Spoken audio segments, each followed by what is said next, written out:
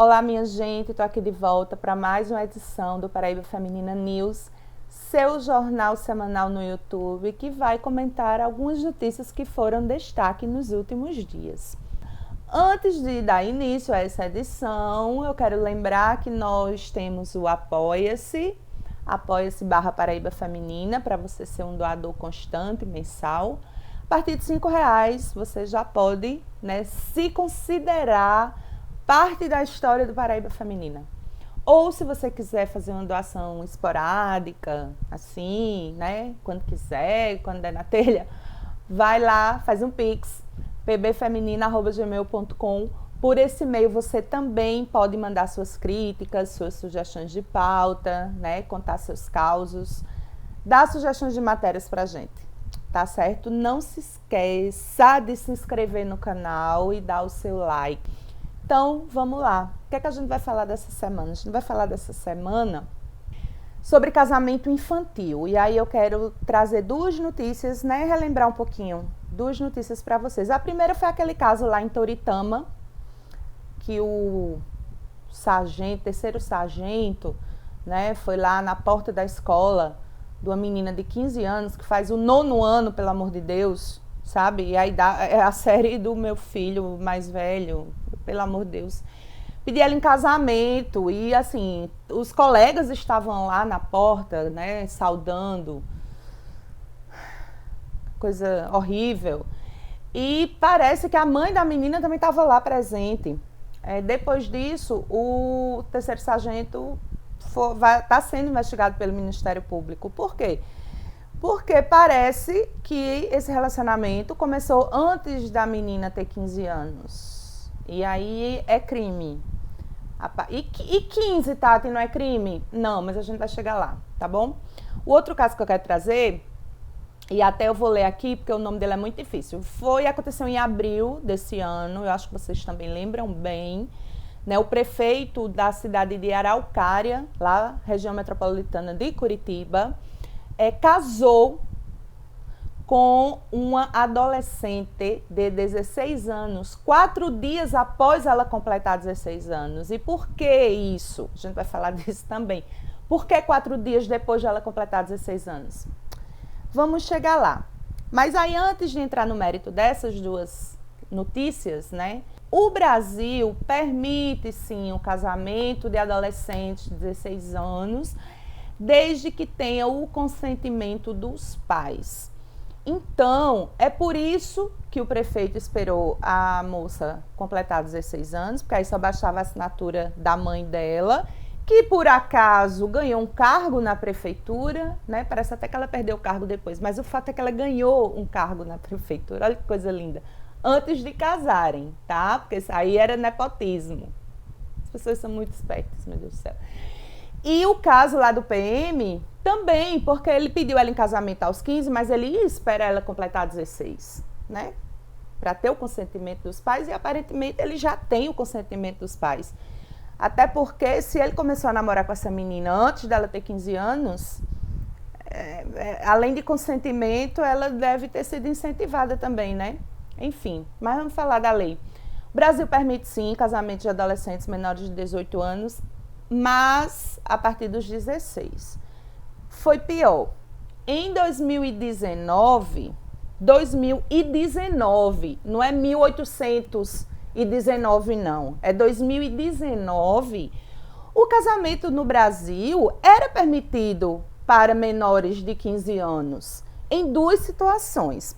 Quando a moça estava grávida, e aí se permitia o casamento, porque não tem nada pior para uma família do que uma mãe solo, adolescente e grávida, Vamos casar esta menina para lavar a honra da família. E na outra situação, é ainda mais absurda, era quando uma menina, menor de 15 anos, era estuprada, e para evitar que o estuprador cumprisse uma pena que pode ir até 15 anos, ele podia se casar e ele se livrava da pena. Olha que delícia. Isso aí acabou em 2019, Voltando às leis atuais.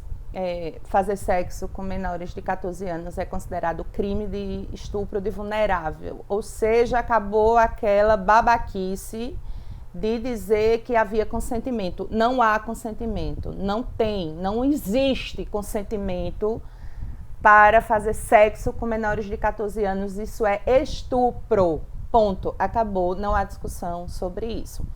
Entre 15, 16, 17 tem esse limbo, né? Principalmente entre 15 anos. O que é que acontece? Existe um limbo jurídico. Isso vai depender, né, se o casamento vai ser consentido ou não. Vai depender...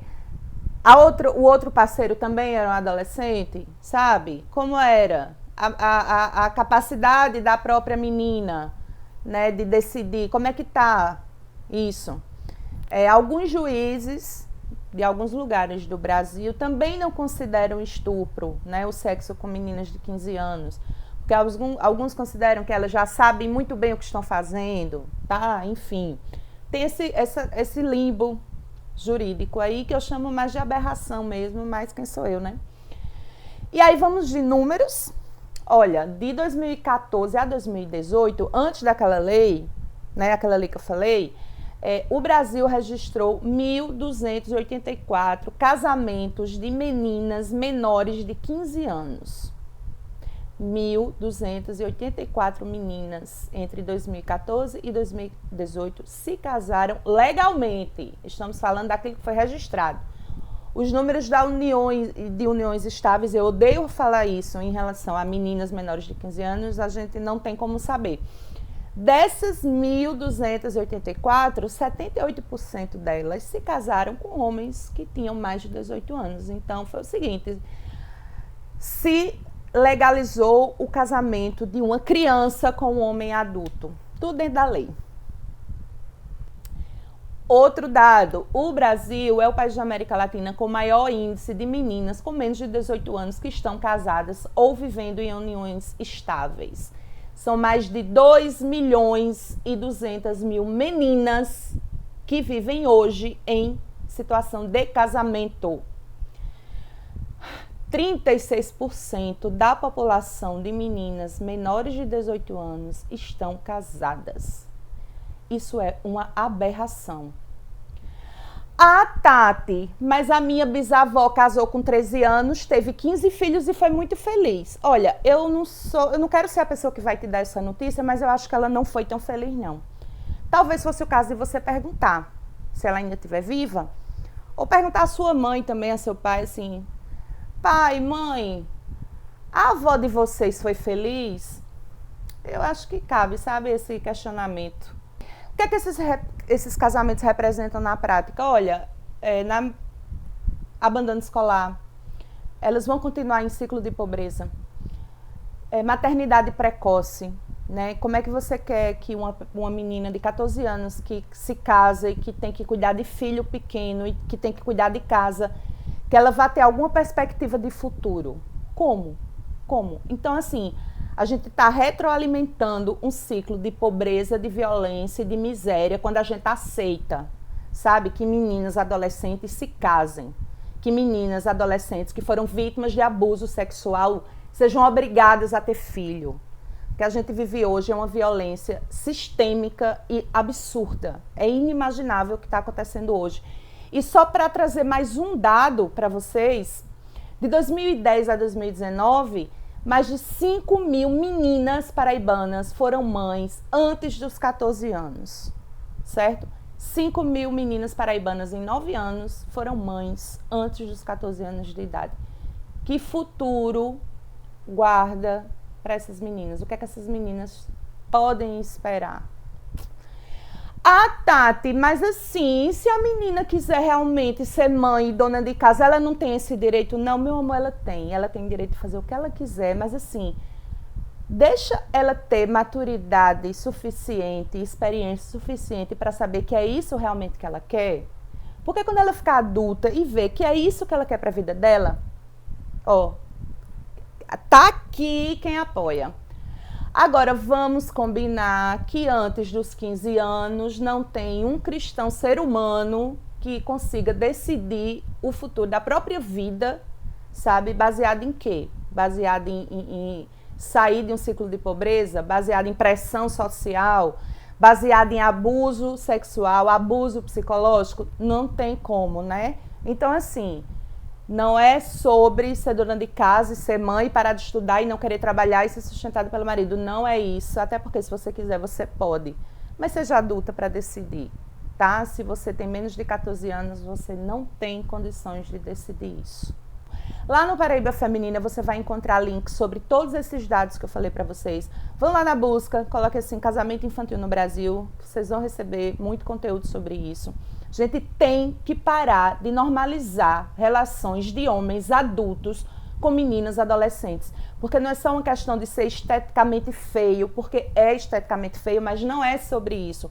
É sobre dominação, é sobre poder, é sobre não conseguir sair de ciclos de violência.